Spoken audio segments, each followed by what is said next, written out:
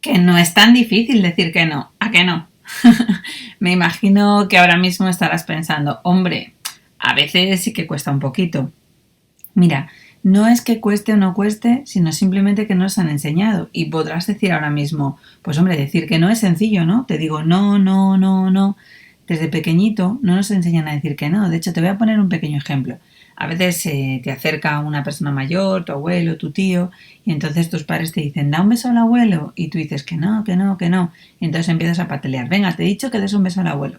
Y ese primer no que tú aprendes, porque a lo mejor no está desde tu deseo, porque tienes miedo, porque necesitas más tiempo o por multitud de cosas, de repente le cambian. Porque si no lo hacen, a veces nuestros propios padres utilizan el chantaje de decir me voy a poner triste, tienes que dar un beso al abuelo, fíjate cómo se está poniendo, con lo que le importa a él. Con lo que empezamos a sufrir ese primer chantaje emocional.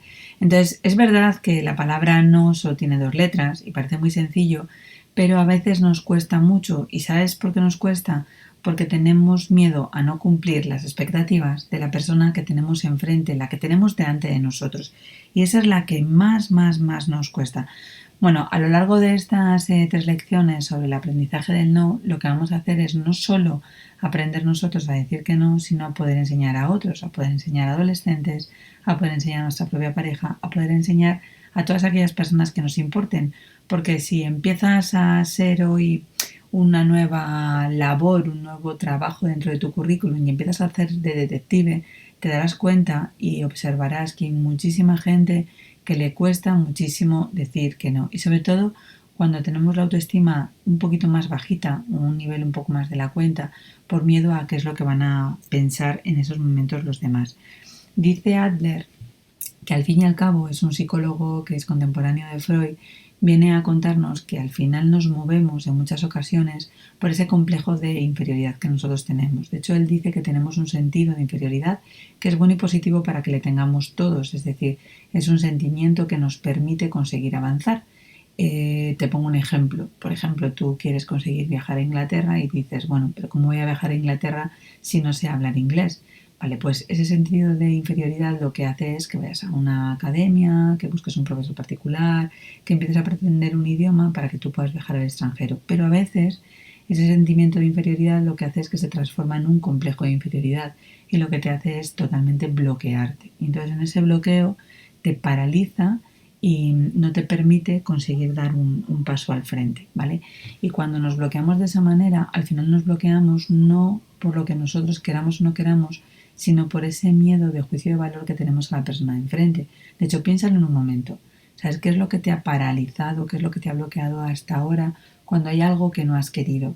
No ha sido habitualmente por la respuesta de lo que tú ibas a tener o el resultado, sino no tanto ese resultado, sino lo que van a opinar los demás de ese resultado, ¿no? O sea, ya pueda ser pues desde un profesor, tu compañero de trabajo, tus hijos, tu pareja, bueno, 1000 personas que pueden conseguir tener ese tipo de juicio, ese tipo de valor, ese tipo de crítica que a ti te atemoriza, que posiblemente no llegue a ser, pero ya has hecho tú una idea o una expectativa de tu preocupación de lo que crees que va a poder llegar a suceder en algún momento.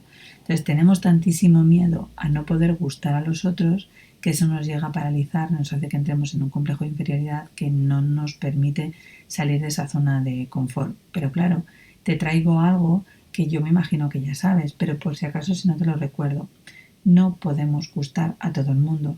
Y eso es importante que lo tengamos un poco como de máxima o como de una de las frases prioritarias dentro de nuestra cabeza. Y es que si vamos con la idea de que podemos gustar a todos, pues no vamos a hacer absolutamente nada.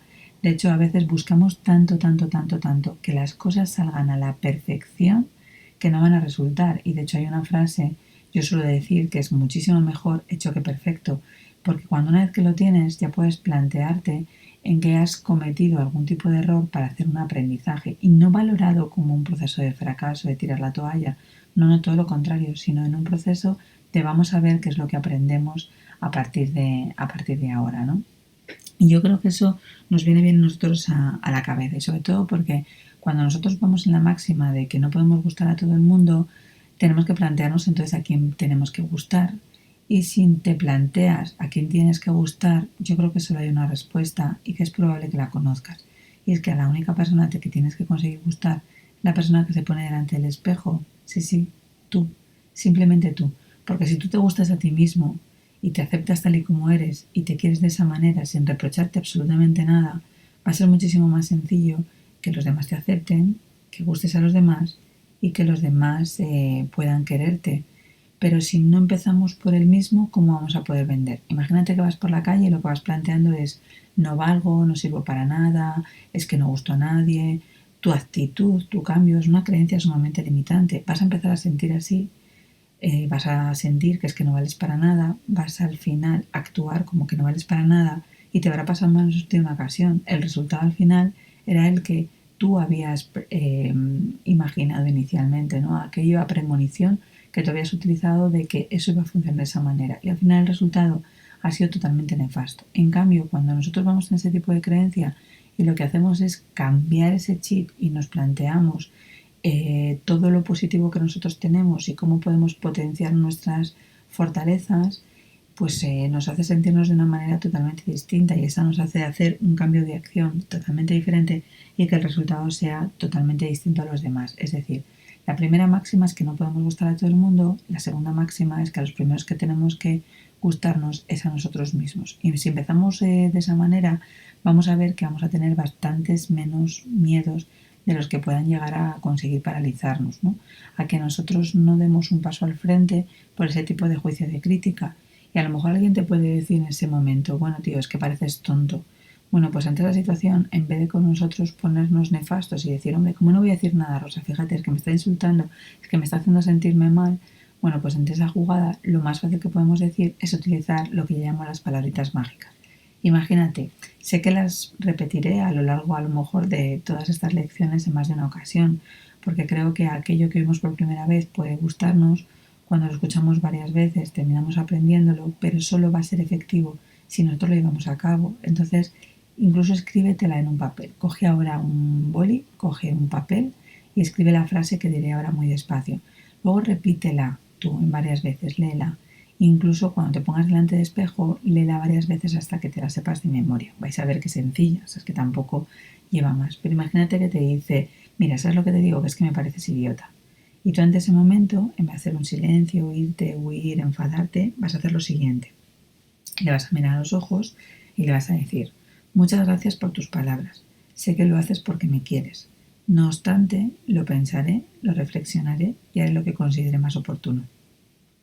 Que es así como un poco decirle vete a la mierda, pero con buenas palabras sin enfadarme yo. ¿Os dais cuenta? Tienes que hacer esto porque yo lo digo. Muchas gracias por tus palabras. Sé que lo haces porque me quieres, sé que lo haces y lo dices porque me quieres. No obstante, lo pensaré, lo reflexionaré y tomaré la decisión que considere más oportuna. Y es que considere yo más oportuna, no lo que tú consideres que es más oportuno para mí. Porque no puedes asumir que es solo tu verdad, porque en la realidad hay siempre muchas verdades. Entonces, cuando nosotros lo hacemos con nuestra propia coherencia y conseguimos hacer lo que realmente sentimos, nos vamos a sentir tan cómodos nosotros que nos vamos a poder gustar. Pero claro, a veces cuando decimos un no tenemos que entender a qué estamos diciendo que no, porque existen 3 tipos de noes. Quizás no te la hayan contado hasta ahora, pero a partir de ahora quiero que les marques, que les interiorices, que consigas aprenderles, que se lo cuentes a los demás, que incluso cuando vayas a decir un no, lo especifiques, ¿vale? Lo expliques, lo relates, porque si no va a hacer que yo pueda leer, hacer una lectura de ese no desde los propios fantasmas. Entonces, en esos 3 tipos de noes que tenemos, vamos a tener el no a ti, el no a qué y el no a cuándo. Y fíjate que es distinto. Imagínate que yo te propongo, ¿quieres salir? Y tú dices no. Y entonces, claro, como hasta ahora solo me han enseñado el rechazo, el fracaso y la frustración hacia mí mismo y que yo tengo que gustar a todo el mundo, lo voy a vivir como, fíjate, es que no gusto a nadie, claro, es que soy demasiado alta, es que soy gorda, es que soy baja, es que tengo los ojos azules, ¿no? Empiezo a echarme peor cargada contra mí, empiezo a llenar esa mochila que tengo con esos significados de fracaso y empiezo a fustigarme yo a mí mismo. Claro, que no es lo mismo, porque a lo mejor no te está diciendo no a ti, a lo mejor te está diciendo no a qué, plantéatelo. A lo mejor es que no quiere salir, a lo mejor quiere quedarse en casa, quiere ver una película, quiere jugar al fútbol, quieren pasar muchísimas otras cosas, pero va en el qué, en la acción. Pero a lo mejor puede ser que le guste el a ti, es decir, que tú le puedas gustar, y que incluso lo que le estás proponiendo pues sea algo que le interese, que le apasione, que le parezca, bueno, pues que es una posibilidad de hacer, sino que a veces no es en el no a cuándo, ¿vale? O sea, yo te puedo decir, ¿quieres jugar al fútbol? Y entonces es, sí, quiero jugar contigo y quiero jugar al fútbol, pero no quiero hacerlo ahora a las 10 de la mañana o a las 8 de la tarde porque tengo otra serie de planes que hacer. Imagínate que de repente tú me propones algo a mí, ahora mismo estoy grabando esta lección para que la puedas tener, no es que te dijese no a ti, no es que te dijese posiblemente no a qué, sino sí al cuándo. Y eso tenemos que, bueno, sobre todo explicárselo a la otra persona, porque si no ya te digo que los fantasmas van a provocar muchísimas dudas. Mira, cuando nosotros tenemos ciertos miedos, que es lo que nos paraliza para poder decir que sí o que no, vamos a tener como dos tipos de grandes grupos de miedos, ¿no? Es una parte de un miedo tóxico y un miedo al que yo llamo torpedo. ¿Qué es el miedo tóxico? Aquel que te paraliza, que te bloquea tanto que no eres capaz de dar un paso al frente, ¿no? O sea, te queda en una zona en la que puede ser muy pequeñita, pero te quedas en tu zona de confort sin crecer absolutamente nada, porque luego vamos a ver que dentro de esos miedos tóxicos vamos a tener distintos miedos que nos pueden conseguir paralizar, ¿vale? Pero ahí nos quedaríamos en ese complejo de inferioridad que dice Adler, ¿no? No podemos movernos porque tenemos tanto pánico a no conseguir lo que nosotros pretendemos y ese juicio de valor que nos van a decir los demás, que lo que hace es que el veneno entra dentro de nuestro cuerpo y entonces cuanto más lo repetimos, más aparece.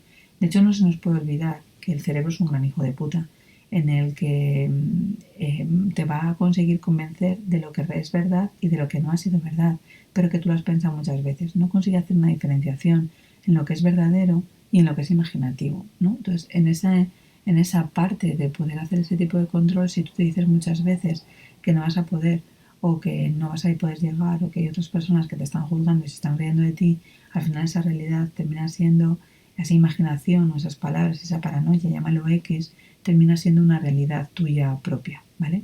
Pero en cambio a veces tenemos ciertos miedos que son un poco ese proceso de paso al frente, ¿no? Ese torpedo, esa parte en la que yo estoy con miedo, pero si de repente me dan una patada en el culo, soy capaz de tomar ese primer paso que va a hacer que arrastre el resto de los demás, ¿no? O sea, es que consiga dar un primer paso, un segundo paso, un tercer paso, ¿vale? Yo creo que ahí es donde nosotros tenemos que plantearnos. De hecho, imagínate que te pregunto ahora mismo, ¿crees que serías capaz de poder comerte un elefante?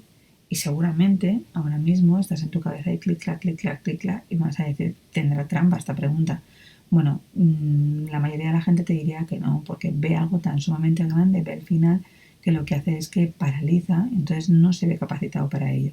Pero si yo te dijera, oye, ¿te ves capaz de poder comerte un elefante si lo hacemos filetes y vamos filete a filete, filete a filete, aunque sea el resto de tus días? Pues seguramente me digas que sí. Otra cosa es que termines harto de comer todos los días elefante, pero terminarías pudiendo comértelo, ¿vale? Entonces va a ser importante para nosotros que consigas distinguir cuáles han sido tus miedos más tóxicos y cuáles han sido tus miedos torpedos, aquellos que de repente sentías que no tenías toda la certidumbre para poder dar un paso al frente y no obstante lo has conseguido lograr, ¿vale?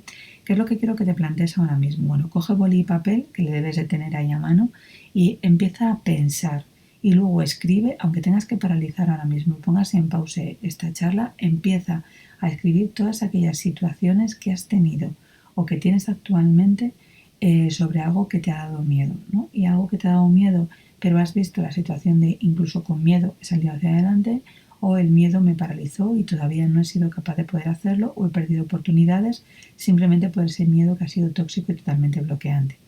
De hecho, si te preguntase ahora mismo qué diferencia crees que hay entre los valientes y los cobardes, seguramente me digas que, hombre, los valientes siguen hacia adelante y los cobardes se quedan paralizados. Y no es exactamente así. Porque, de hecho, fijaros, a una de las cosas que les diferencia quizás pueda ser ese el proceso del movimiento, la actitud que tomen de una determinada situación, pero hay algo que sí que les asemeja, y es que ambos tienen miedo y ambos les tiemblan las piernas. Pero el valiente, aun incluso temblando en las piernas, es capaz de dar un paso al frente, otro y otro. Y el cobarde, con todo ese miedo, lo que hace es no mover absolutamente ni un ápice ni un centímetro. Entonces quiero que las escribas, porque aunque las tengas en la cabeza, si no lo materializas, si no lo llevas a un papel, es una situación en la que parece que no ha existido. Entonces hazme caso. Escríbelo, aunque creas que ahora mismo no tiene sentido, aunque te parezca que sí, pero ya lo tengo yo claro. escribe y escribe exactamente qué es lo que sucedió con ese miedo, incluso qué te planteas por qué, porque a lo mejor una cosa de las que ha sucedido es que siempre has pensado en el porqué y no has conseguido salir de ahí, ¿vale? Cuando escribas todos los porqués y veas exactamente qué es lo que pasó, empieza a plantearte el para qué, la finalidad de todo lo que ha tenido. Y es que fíjate, el 95% de las preocupaciones que nosotros llegamos a tener dentro de nuestra cabeza, menos de un 1% se llegan a cumplir. Son más nuestros fantasmas, nuestros miedos, que aparecen que cuando nosotros les vomitamos y les escribimos y se les contamos a alguien, hacen que se hagan todavía muchísimo más pequeñito y empezamos a tener una visión que es muchísimo más objetiva de la realidad que estamos marcando delante de nosotros. Entonces, asume que muchas de las cosas que te están preocupando no van a pasar y luego cuando no suceden tú te sientes, es que parece que soy tonto, ¿no? O sea, un chico, por ejemplo, puede pensar, pues que tengo muchísimo miedo, no sé si voy a suspender, qué pasa si no lo logro, y si repito, y si al profesor no le gusta la letra o no la entiende, y entonces empieza a preocuparse muchas cosas. Y cuando luego recibe una nota que incluso puede llegar a ser incluso más alta de lo que eran sus expectativas, dice, fíjate, es que no tenía que haberme preocupado. Pero mirad todo el sufrimiento que se ha llevado anteriormente. O sea, no podemos estar llevándonos a nuestras cabezas preocupaciones, porque si las metemos las preocupaciones va a ser bastante más complicado que aprendamos a decir ese no. Entonces, asume que tienes que ser coherente, que tienes que conseguir hacer exactamente solo aquello de lo que tú estás sintiendo, ¿vale? Entonces, cuando de repente tenga una preocupación, consigue llevarla a un papel y trabájala cuando tengas un momento. Intenta racionalizarla y valora qué posibilidades hay o qué probabilidad existe de que se lleve a cabo o no se lleve a cabo. Y si se puede llevar a cabo, valora no cuál es el problema, sino que busca soluciones. No te quedes bloqueado en es que no puedo, no puedo, es que es muy difícil, es que no lo voy a conseguir. Vale, ya sé que es difícil, ok, ya lo tenemos claro los dos. Y ahora es, cuéntame, en el caso en que alguien te lo pidiera o en el que planteases una posibilidad de solución, ¿cuál sería la primera pauta que tú podrías hacer para poder llegar a lograrlo? No al final, he dicho la primera pauta, ¿vale? Con lo que te dejo en esa primera racha. ¿Te gustaría saber cuáles son los distintos tipos de miedo que vamos a tener? Ya te adelanto que van a ser 6 tipos de miedos, pero para que pueda ser y para que no consigamos tener todos los conceptos de golpe, te espero en la siguiente lección. ¿Me acompañas?